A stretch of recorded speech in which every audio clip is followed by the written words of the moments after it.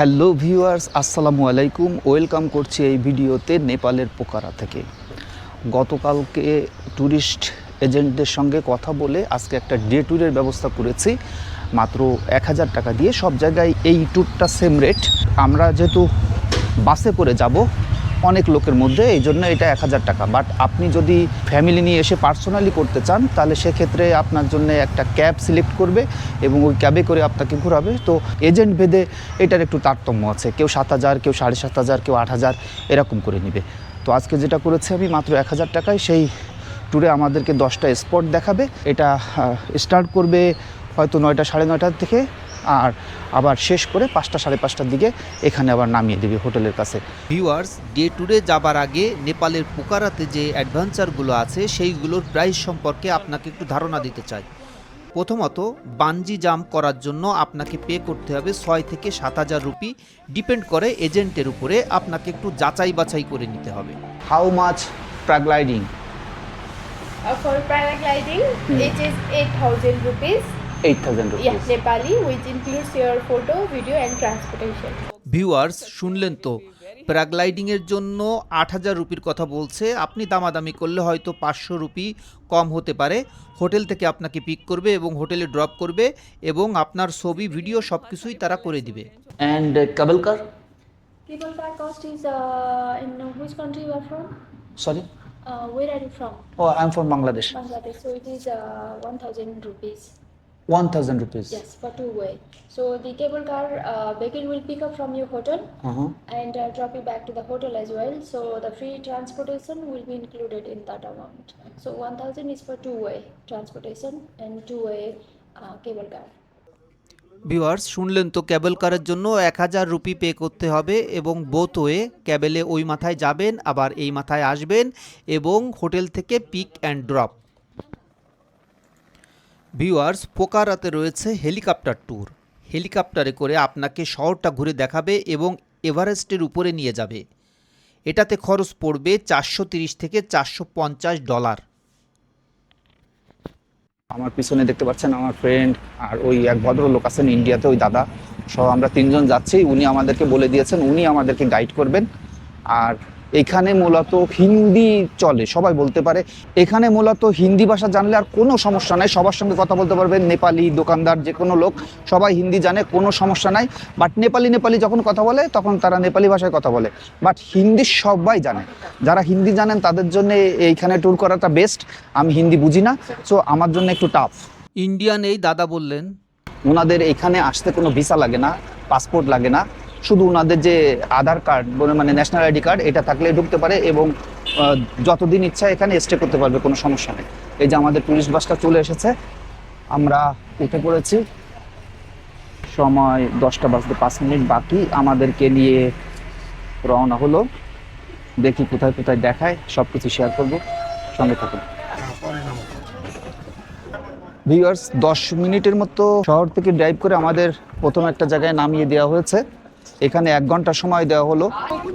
দিদি, what is the name of this place? Gupteswar Mahadev Cave and Davis Falls. ওকে, ওই যে দূরে দেখেন এটা ডেভিডস ফল, এটা ওয়াটারফল। এটা এখন বন্ধ আছে, ওইখানে পানি নাই আর কনস্ট্রাকশনের কাজ হচ্ছে, এ কারণে আমরা ওখানে যাচ্ছি না। আপনি যদি পরবর্তীতে কখনো আসেন তাহলে নিশ্চয়ই এটা ওপেন থাকবে, এটা দেখতে পারবেন। এখান থেকে 100 টাকা করে টিকিট করে ভিতরে এন্ট্রি করতে হবে পার পারসন। বিশাল লম্বা লাইন দিয়ে টিকিট কাটতে হচ্ছে, অনেক মানুষ, 100 মানুষ। এই দেখেন এখানে একটা ইনফরমেশন দিয়েছে ইন্টারন্যাশনাল ভিজিটর, মানে আমাদের জন্য 100 আর ওনাদের জন্য এই লেখাটা পড়তে পারছি না, হয়তো 40-50 কিছু হবে, 35 বা 40 কিছু হবে। I can understand. এখানে মানে ইন্ডিয়ান টাকায় লেনদেন হয়। এই যে আমি টিকিট করার সময় এখানে 1000 নেপালি রুপি দিয়েছে, আমাকে 500 ইন্ডিয়ান রুপি ব্যাক করেছে, বলছে এটা নেন, এটাই চলবে। তো 500 ইন্ডিয়ান রুপি মানে এদের 800 টাকা ব্যাক দেওয়ার কথা, তো এটা দিয়েছে। এই যে দেখুন, এইভাবে ঘুরে ঘুরে ঘুরে ঘুরে ওই যে গুহার দিকে নামতে হচ্ছে, দেখা যাচ্ছে কিনা।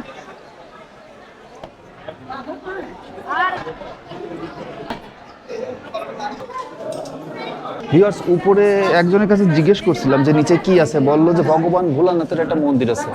দেখেন এই গুহাটা কত ভয়ানক। ভিউয়ার্স, আমি একদম নিচে পর্যন্ত যাই নাই, এটা অনেক নিচ পর্যন্ত দেওয়া আছে এবং উঠতে অনেক কষ্ট হবে, তাই আমি উপরে চলে আসছি। উপরটা আপনাকে একটু ঘুরে দেখাচ্ছি।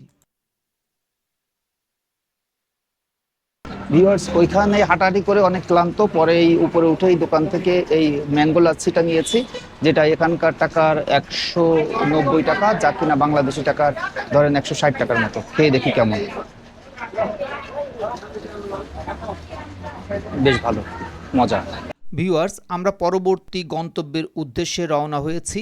আর এই ট্যুরের সবথেকে রোমাঞ্চকর অংশ হলো পাহাড়ি আঁকাবাঁকা রাস্তা দিয়ে বাসে করে উপরে ওঠার অভিজ্ঞতা। বিশ্বাস করুন, এই যাত্রাটাই আলাদা এক অনুভূতি।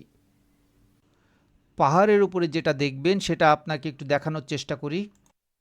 আমরা মূলত অনেক উপরে উঠছি, এখন ক্রমশ নিচের দিকে নামতেছি।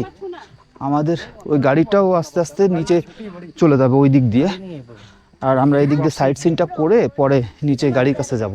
টাউনটা দেখুন কত উঁচু, পাহাড়ি পথ, ওই দূরে বাইকে যাচ্ছে। ভিউয়ার্স, আবারও রওনা হলাম পাহাড়ির আঁকাবাঁকা পথ দিয়ে। এরপরে আমাদেরকে লাঞ্চ ব্রেকের জন্য নামিয়ে দেওয়া হবে। और यहाँ 1 घंटा टाइम दी जाएगा। 1 घंटा में 2 काम करना है। 30 मिनट लंच करने का टाइम रहेगा। 30 मिनट यहाँ से थोड़ा आगे जाएंगे तो आप लोगों को वहाँ सस्पेंस और हैंगिंग ब्रिज देखने मिलेगी। वहाँ आप लोगों को टिकट नहीं लगेगा। ওইখান থেকে এখানে আসতে সময় লেগেছে প্রায় 1 ঘন্টা। 1 ঘন্টার ড্রাইভের পরে আমাদের সেখানে নামিয়ে দিল। উনি তো হিন্দিতে অনেক কথা বললেন। লাঞ্চ শেষ করে তারপরে হ্যাঙ্গিং ব্রিজ দেখতে হবে, মানে দুটো spot, half an hour lunch, half an hour hanging bridge. Vegetable thali 300, chicken thali, হ্যাঁ 2 চিকেন থালি। 50 रुपीज चलेगा। हाँ चिकन थाली থ্যাংক ইউ। 2টা চিকেন থালি অর্ডার করেছি, যেটা পড়লো 900 টাকা। এটা একটা ডাল দিয়েছে, এটা মনে হয় একটা টক, এটা একটা সবজি, পাঁপড় আর চিকেন। ভালো। चलते खाना खाते हैं। ভিউয়ার্স, এই যে ঝুলন্ত ব্রিজে নামছি, এটা বেশ ভালো লেগেছে। আপনি যদি এর আগে পোকারা এসে এই জায়গাটা ভিজিট করে থাকেন তাহলে অবশ্যই কমেন্ট করে জানাবেন।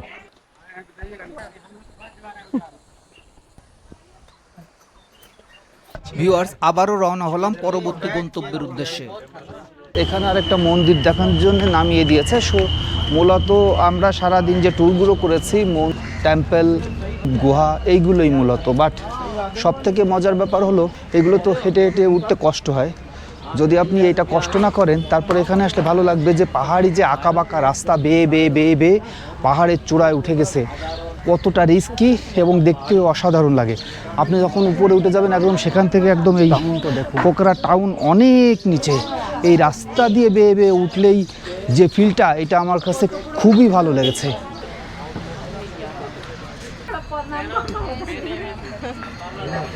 এটা একটা এনাদের মন্দির। তো আমি আর জুতা স্যান্ডেল খুলে ভিতরে যেতে চাচ্ছি না।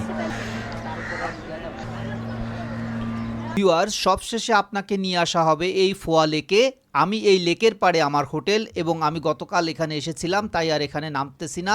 সারাদিন অনেক ঘোরাফেরা করে অনেক টায়ার্ড, এবং আপনি বুঝতে পেরেছেন আপনাকে ডে ট্যুরে কী কী দেখাবে। আশা রাখছি পরবর্তী ভিডিও আপনার সঙ্গে আমার আবারও দেখা হবে। ভালো থাকবেন, সুস্থ থাকবেন, আল্লাহ হাফেজ।